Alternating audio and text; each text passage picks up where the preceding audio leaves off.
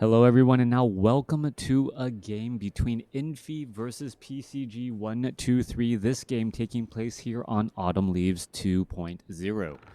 Eagle-eyed viewers will realize that I'm casting outside of my normal hours, trying to figure out when I can cast and the timing. The kids are currently trying to go to sleep right now, so I thought, you know what, if I can't cast before the kids are supposed to wake up, as long as I would like, maybe I can try and cast an additional game as the kids are trying to go to sleep. So for all of you guys out there, thank you. And I hear my kids actually closing their doors like, I can't, I can't fall asleep if I hear my dad talking and casting. It's just too weird.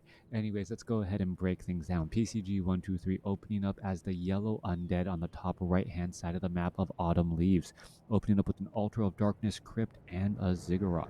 On the bottom left-hand side of the map, we have Infi, opening up with an Altar of Elders and now showing that Demon Hunter.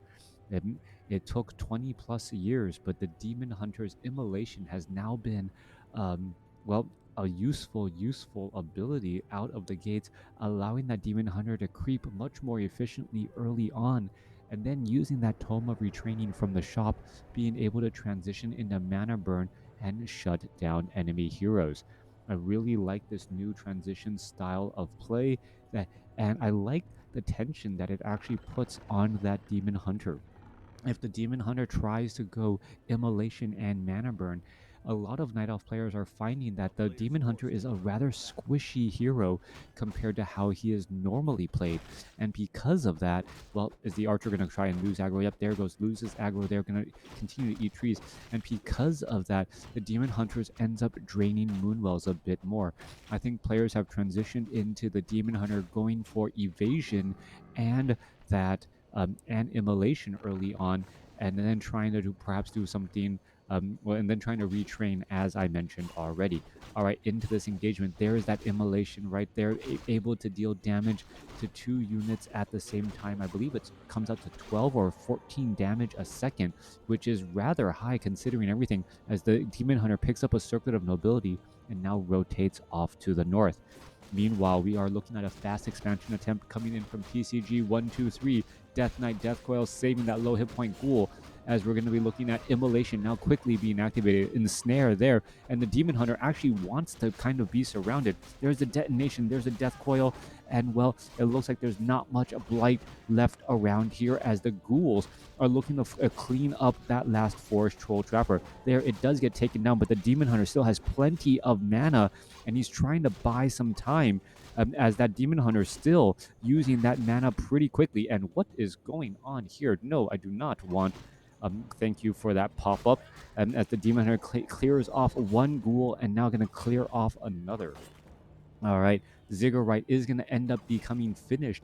This will allow for a tech to a Nerubian tower because of this fortified armor. Demon Hunter does not actually deal that much damage to it, only dealing a little bit at a time. Death Knight coming in right behind, and now perhaps going to try and engage here. That Nerubian tower only needs a little bit of time to upgrade, as an Acolyte may come around to try and do a bit of repairing. That Acolyte, I take it back, was already taken down, as the Demon Hunter now going to transition off to that Acolyte here. Immolation now going to be coming to an end. Acolyte coming around the side here, as we see the Nerubian tower upgrade now completed. We are looking at the regeneration on that Death Knight and that slowing speed on that Demon Hunter, preventing the Death Knight from getting attacked, or stopped the Death Knight from getting attacked, and allowing that regeneration from that ritual dagger to continue on. That is going to be a big deal there, as the Death Knight does get to level 2 and now grabs Unholy Aura. A beautiful transition back down to the south side, as the Death Knight, making his way down here. He did sell that Scroll of Town Portal. We don't see a Haunted Gold Mine as of yet, as PCG123 opts to go for a Necropolis, allowing him to try and upgrade to tier 2 at his main base if he wants to still train up additional Acolytes back at home. However, Infi, transitioning to Night Elf, using that Demon Hunter to clear out this Forest Troll Trapper creep camp. Are we looking at a Wisp and perhaps a Tree of Life being placed down, as well as the Wisp now trying to transition away here? Death Knight doesn't have that much going for it so far. gonna be able to perhaps get a single attack, could have gotten a death coil off, but Infi perhaps ready with that trigger finger to use a quick detonation, preventing the Death Knight from dealing any real damage. Haunting of the Gold Mine has started. Necropolis nearly completed.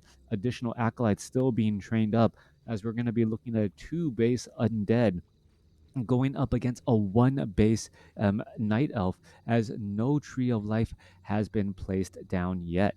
Demon Hunter will be getting to level 3 in a hurry here, using that immolation to deal damage both to the Sasquatch and this Forest Troll Berserker. He did tech for evasion, as you can see by the overlay there, and only opted to take down the Sasquatch, and now transitioning away again as he sees the army of the Death Knight and all of these ghouls.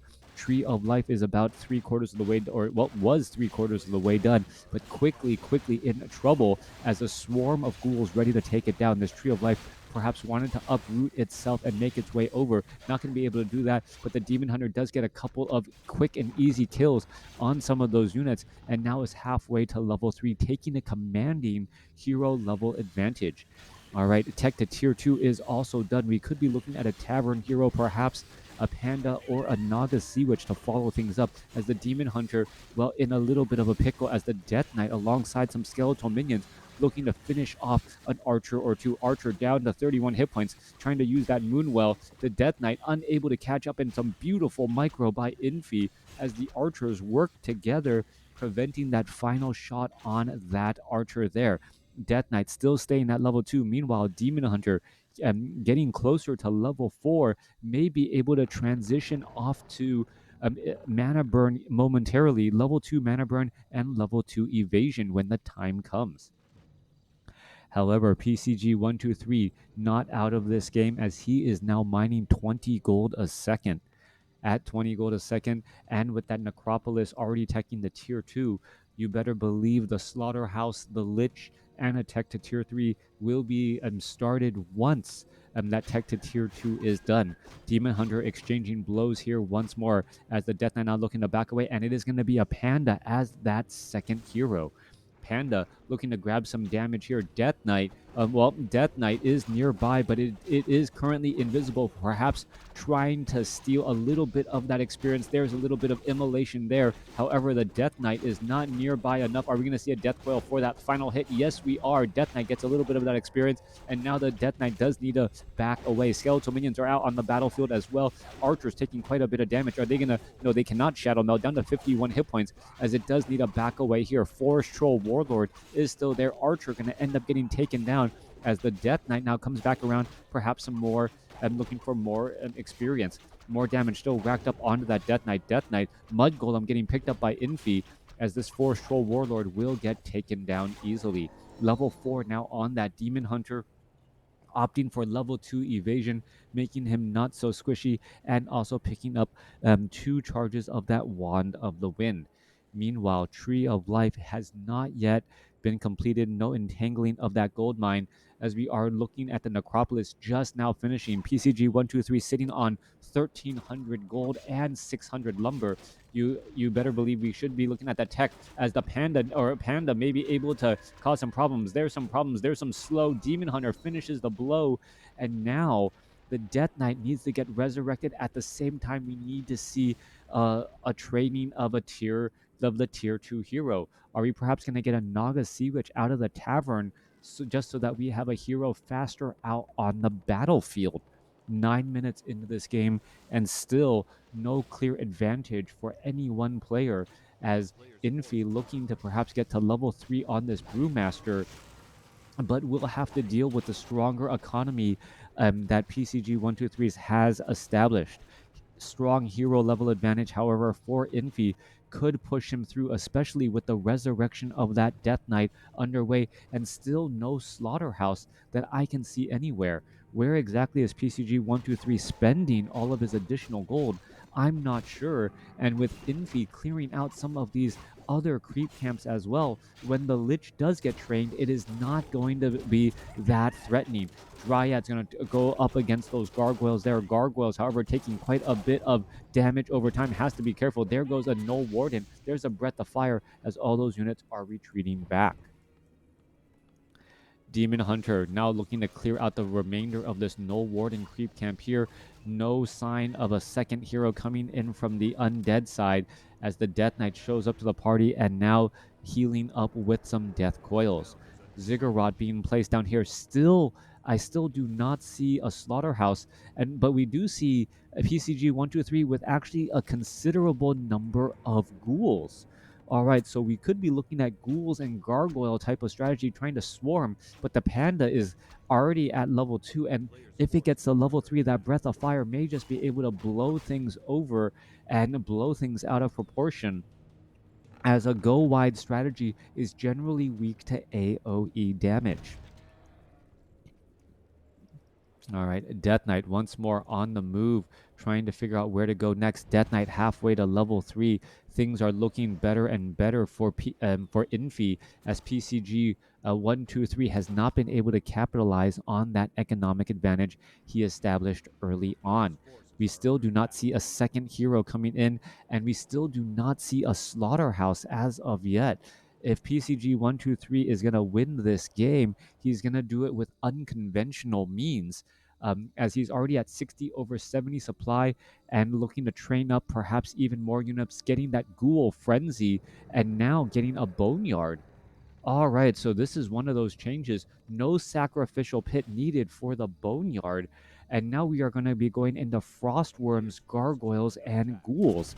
This may come as a complete shock, as the Dryads are going to be able to poke apart the Frostworms, as they're immune to that damage, but they could get swarmed over by those Ghouls and Gargoyles.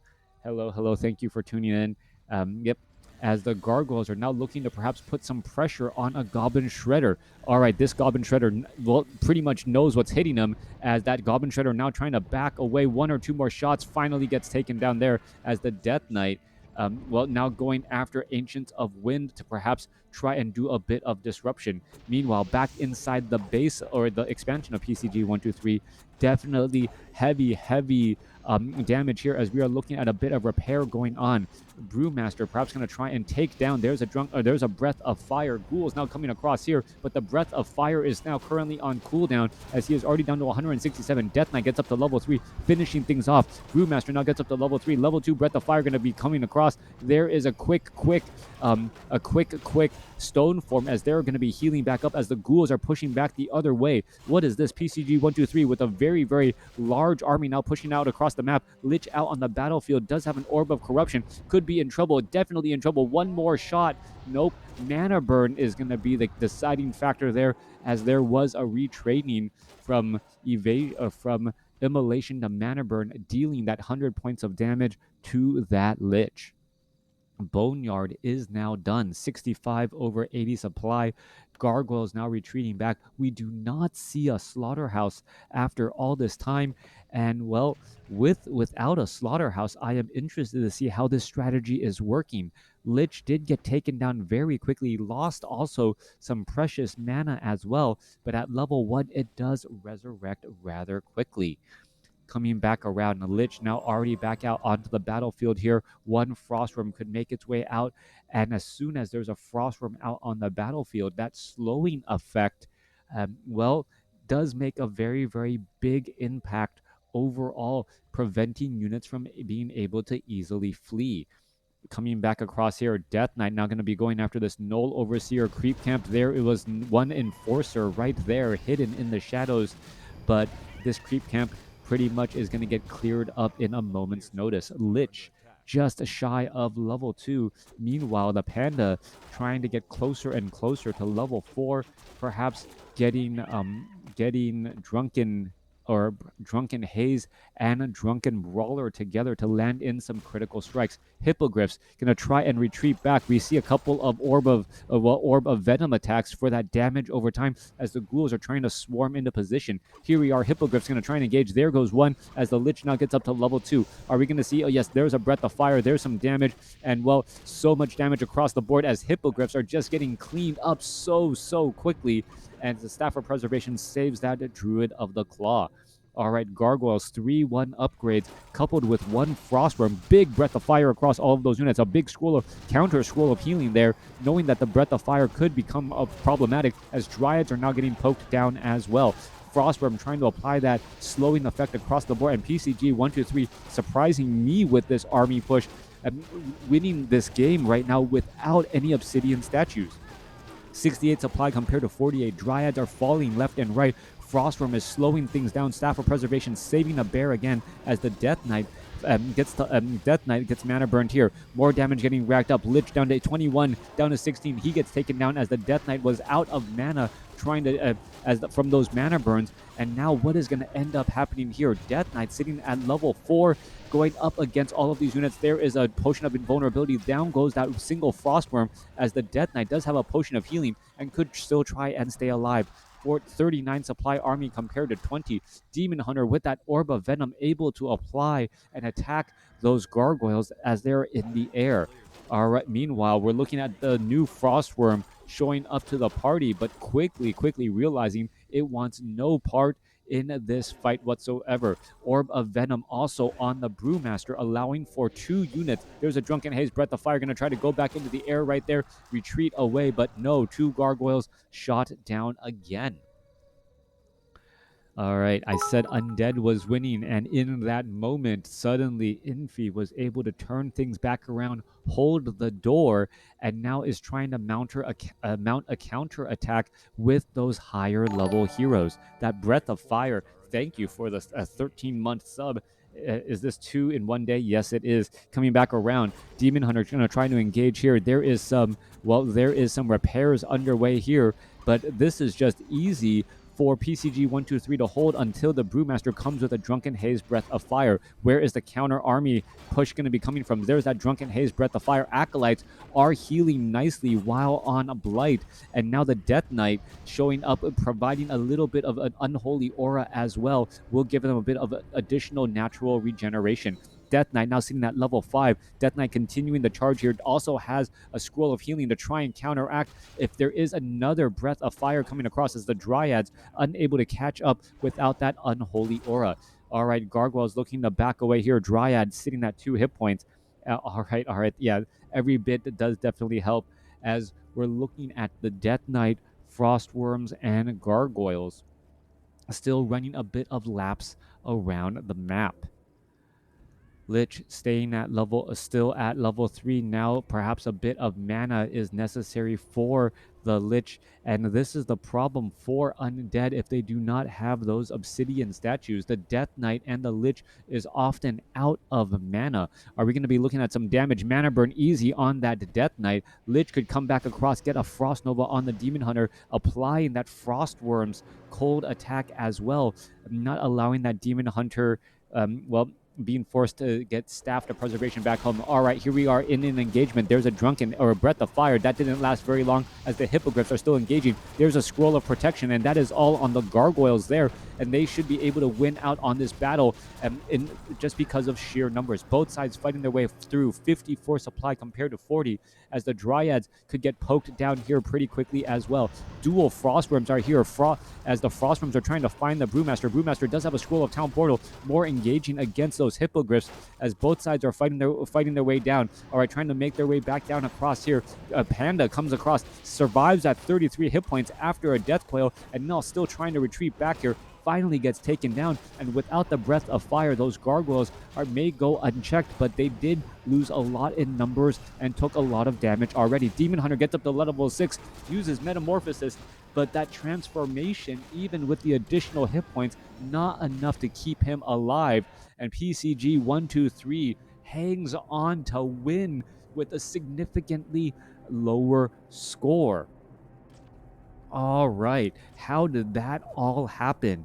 Unit score 4,000 less, hero score 2,000 less, resource score 2,000 less, but PCG 123 offering up a rarely seen strategy, a slaughterhouse-free Undead with Death Knight, Lich, coupled with ghouls, gargoyles, and frostworms. That Boneyard being able to be summoned without the help of that sacrificial pit. Let me know what you guys think about this meta change here in the comments below. Thanks for watching. Thanks for listening.